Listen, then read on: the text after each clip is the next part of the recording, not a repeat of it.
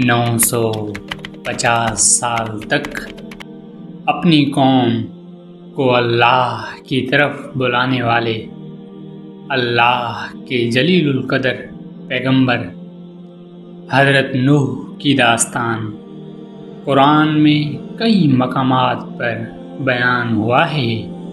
یہ ویڈیو آپ کو لے جائے گی ایک ایسے سفر پر جہاں صبر، قربانی، دعوت، انکار اور آخرکار اللہ کا عذاب پوری قوم کو غرق کر دیتا ہے۔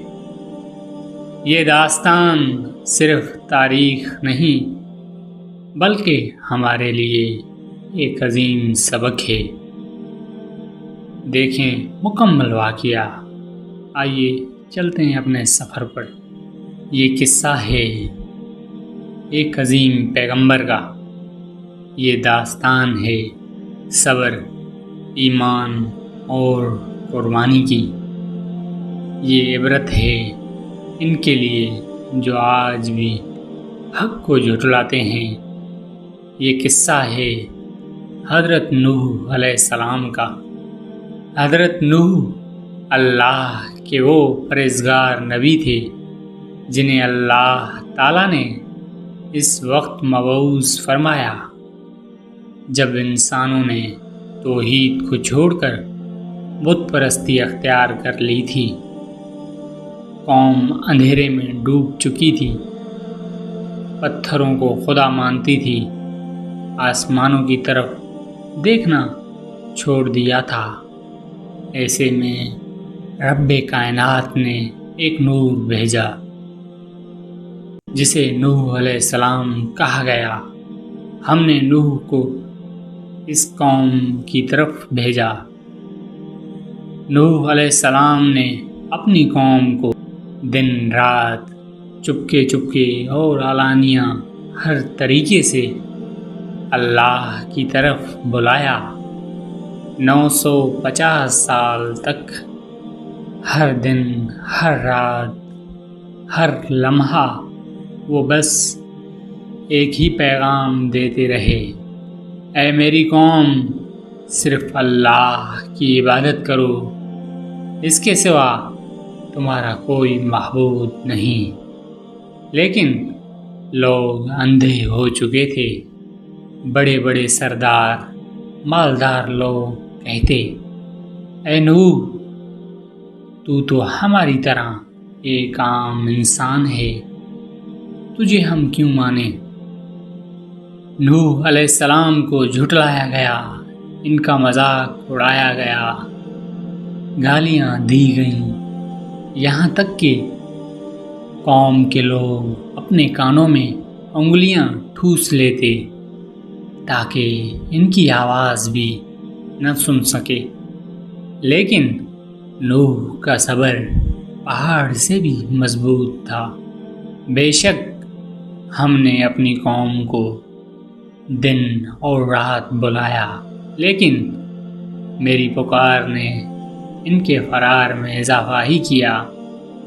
صدیوں کی دعوت کے بعد جب صرف چند لوگ ایمان لائے تو حضرت نوح علیہ السلام نے اللہ سے فریاد کی: اے میرے رب، زمین پر کسی کافر کو باقی نہ رہنے دے۔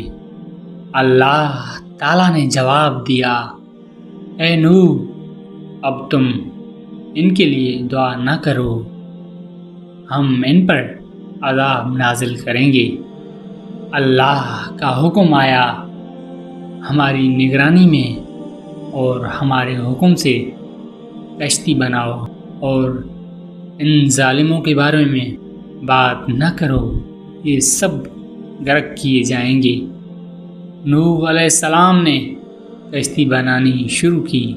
قوم ہنسی، تمسکرہ کیا، کہنے لگی: اے نوح، اب تو بڑائی بن گیا ہے، خشکی پر کشتی؟ مگر وہ نہیں جانتے تھے وہ کشتی نہیں، انسانیت کی آخری پناہ گاہ تھی۔ اللہ نے حکم دیا: ہر جانور میں سے ایک جوڑا ایمان لانے والے لوگوں کو کشتی میں سوار کر لو۔ نوح کا بیٹا، اس نے کشتی پر سوار ہونے سے انکار کر دیا۔ نوح علیہ السلام نے پکارا، اے میرے بیٹے، ہمارے ساتھ سوار ہو جا، کافروں کے ساتھ نہ رہے۔ بیٹے نے کہا، میں کسی پہاڑ پر چڑھ جاؤں گا جو مجھے بچا لے گا، لیکن آج اللہ کے حکم سے کوئی بچنے والا نہیں۔ اور وہ بیٹا طوفان نوح کی موجوں میں غرق ہو گیا۔ پھر زمین نے پانی ابلنا شروع کیا، آسمانوں سے بارش ایسی برسی جو کبھی رکی نہیں۔ پانی نے پہاڑوں کو بھی نگل لیا۔ یہ نہر یا دریا کا سیلاب نہ تھا، یہ عرش الہی کے حکم پر آیا عذاب تھا۔ تمام کافر غرق ہو گئے۔ وہ جنہوں نے نوح کا مذاق اڑایا آج خود مذاق بن گئے۔ کشتی کئی دنوں تک پانی میں چلتی رہی۔ آخرکار جب زمین نے پانی نگلنا شروع کیا، آسمان رک گیا، کشتی عاریات پہاڑ پر ٹھہر گئی اور کہا گیا، اے زمین اپنا پانی نگل لے، اور آسمان رک جا اور پانی کم ہو گیا۔ یہ صرف ایک واقعہ نہیں، یہ ایک پیغام ہے ہر اس انسان کے لیے جو حق سے منہ موڑتا ہے۔ حضرت نوح علیہ السلام کی زندگی ہمیں سکھاتی ہے، صبر کرو، چاہے وقت کتنا ہی طویل ہو، دعوت دو چاہے لوگ انکار کرتے رہیں، ایمان رکھو کیونکہ اللہ کی مدد ضرور آتی ہے۔ آج بھی دنیا وہی ہے، قومیں وہی راستے پر ہیں۔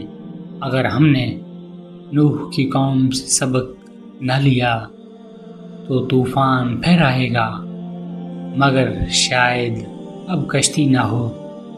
مجھے دیجیے اجازت، سانسوں نے وفا کی تو پھر ایک اور ویڈیو لے کر آپ کی خدمت میں حاضر ہوں گا۔ تب تک کے لیے خدا حافظ۔ اللہ آپ سب کا حافظ و نگہبان۔ ہنستے رہیے اور ہمیشہ مسکراتے رہیے۔